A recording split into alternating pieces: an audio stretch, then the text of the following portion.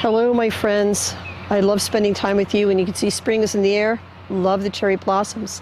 And I wanted to do a follow-up video on the element of fire. I'd done one about a year ago that talked about different qualities and how duality touched it. But I would like to go further into even another aspect of fire and how duality impacts it even more so. So of the 5 elements, fire represents that breath, that creative force of the Great Spirit.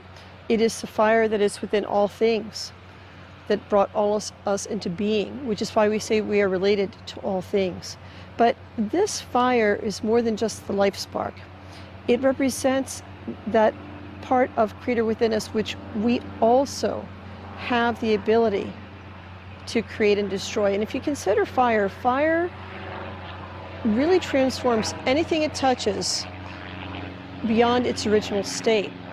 And so it is that when we share our lives, our life force, we change, transform ourselves and those things and beings that we interact with. So with knowing this, fire has the ability of death and life, of initiating endings and beginnings. And this immense power and responsibility that's within you is meant to be used to share and to interact. But in order for you to begin to do this in a proper way, the first thing is to consider is, what do you want to give life to? Because once you do, whatever you bring into being or set into motion with this energy of fire will begin to have an existence of its own. And any of you who have ever had children, worked on projects, what have you, know that this is true. You start off with an idea, a vision, and what have you, and you bring it from, I guess, the realm of vision into the realm of 3D, and it just takes on a life of its own. So when you do this, consider not only what are you bringing to life, but why are you doing it? Because this, more than anything else, will set the tone, will set the soul of that reality that you are creating. So with that in mind, say for example, you are wanting to build a friendship. And depending on the type of relationship that you want to have, the type of connection, it could be, say, a business relationship or friendship is going to be different than one that you would have, say, following a spiritual path. And it may not be different than one that is private, when you're just being yourself. So that is the second stage. The first one is, what do you want to bring to life? The second, what is the motivation behind it? But like any good fire, fire needs fuel in order to continue to exist. So with that, think about, what are you fueling? Number one, your own fire. So are you making sure that you're healthy and that you're strong? And say if you are going with a business relationship, is this being fueled? And you can tell with the people you're dealing with, are you coming from a set of fueling it with a sense of enthusiasm and fairness? Or is it a case where you've run into others where their idea of fueling a business relationship comes more from a sense of strictly monetary and giving a flying squirrel, shall we say, to ethical considerations? Or a spiritual pursuit, where is it enlightenment? Is it growing manifestation and prosperity in your own life? Is it one of compassion, of pursuing to give compassion to others who are suffering? Again, each of these considerations talks about not only what is it that you're putting into this fire that's going to be building this new life, if you will, but also, when you consider this, what you need in order to maintain it. And like I said, it could be very different. It could be the same or different than a relationship that is just personal. And they can be, of course, crossovers. Of course there can be. But each time you look at each of these things you are creating, whether it's a relationship or a project, remember that there's an interaction. Once you put things into being, into motion, which is what fire does, it's energy, it's power, then there will be a response. And being open to that response is very critical. So I remember when I was doing meditations and prayers about this element, and it was brought to my attention that this is very much like Father, Son in the sky. Well, this is like Father, Son within us, the sun. And if the sun is cooperated with, in other words, if the sun is like on a pleasant day, it brings life, it brings growth, it brings beauty. So when you are sharing the fire of your sun with others, making sure that you are coming in a good way, that you are receptive, that there's mutual respect, that there is alignment that is here. And you bring your fire, other people can also bring theirs, but also the other elements, the air of thought, the water of heart comes along with this. And when you bring all of these elements together in a good way, it is like a beautiful spring day. Your sun shines and helps to add life and energy so that all can blossom and prosper.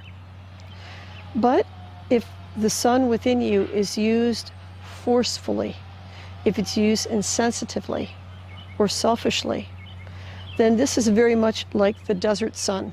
And if any of you of my friends who live in a desert climate or Southwest, you know what I'm talking about. You better respect that sun, because you can get sick or it can even kill you. And so it is that if you use this fire in a way that is just wants to get done what it wants to get done, it will consume everyone and everything in its path, including you. And ultimately, like a hot sun, will dry up people's patience. It will dry up the goodwill, and things can end very, very poorly. So consider again that when you are beginning to share your fire, that it is an environment that is conducive to it. What is it trying to accomplish? But like any of the other elements, it also needs to be purified. So think about it this way. When fire is used, it purifies metals. It can give us enlightenment and purifies us. But everyday life makes it difficult. Think about it this way, worries, tensions, so many things that we have to put up with. And they can build up as toxic fuel, worry, anxiety, fear. So in order to be able to purify that element of fire is expressing it in a way that it burns it off without burning yourself or anybody else, so that it's not pent up. And I mean it. In other words, in native way, we have something that's called the prayer lodge or the sweat lodge.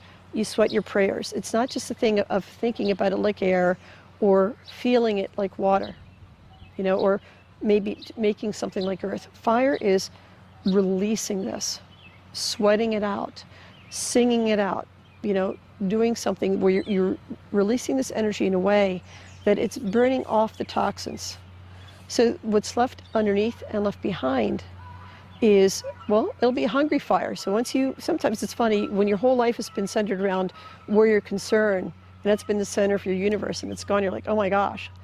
But it's a good problem to have. And from there, you can choose, I would choose beauty.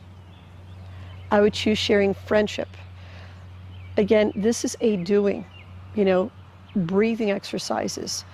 Fire works best when you act so that you're unifying the fire of your spirit, the strength of your body, and clearing and focusing your mind. If you do this as a practice every day, and they can be very simple practices. These are universal practices I'm going to share with you, been around for thousands of years. Literally, you can dance, whether it be a popular dance or just dancing it out. It can be prayer, it can be walking. All of these different things that you can do are simple things that have been done for thousands of years. Taking time through breath work to connect with the Creator and the creation. Dancing the rhythms of your own soul and of the universe. Releasing that energy, even if it's just, I'm going to say, a modern twist to an ancient way of primal scream into a pillow. You don't want your neighbors or somebody thinking something is going on in your house. But just that release, that release helps for you to clear. It's like when a fire has been, somebody's put junk in the fire and just clearing it so that the embers now have something good to feed it. Feed it with laughter. Feed it with curiosity. Feed it with exploration. And doing a spiritual practice every day, prayer, meditation, lifts that energy. taking time to mindfully feed that fire with laughter, with friendship, something pleasurable and healthy every day will make you a good fire keeper. And I did promise to touch on duality once again.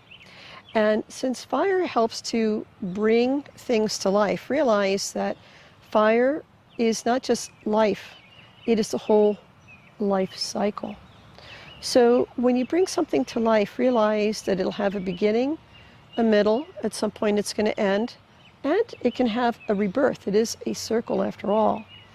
And if you reflect well on the relationships that you hold dear, you'll see that that relationship is true, that you met each other, you developed a relationship of some sort with each other, it hits a plateau, and the ones that do not keep on feeding that fire, the fire, I'm going to say, wanes, and the relationship ends.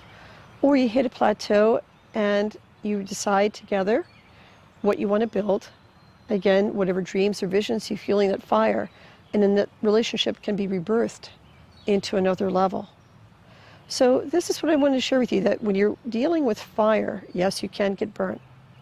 But if you're mindful, it can bring enlightenment, warmth of the heart. It can change away, burn away poisons and change it into something wonderful.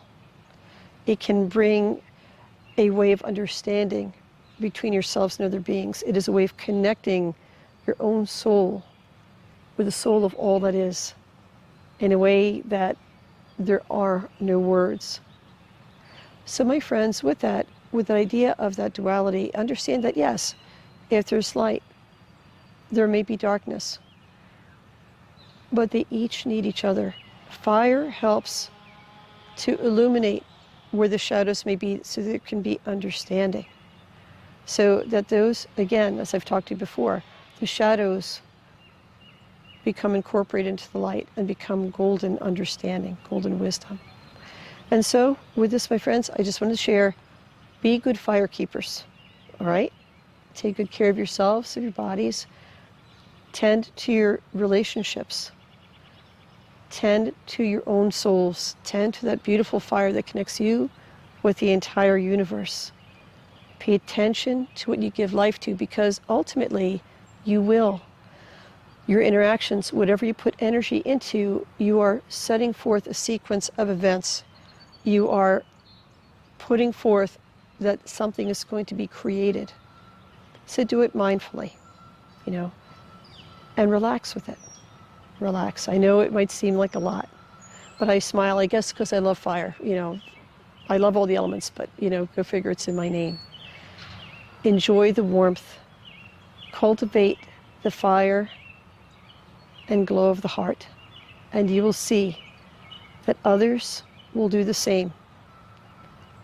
Purify the element, tend it well, and you will have a lifetime of beauty, of balanced power, and enrichment beyond what I can express. And so until we have time to speak together again, my friends, Wanishi and bright blessings until we speak again.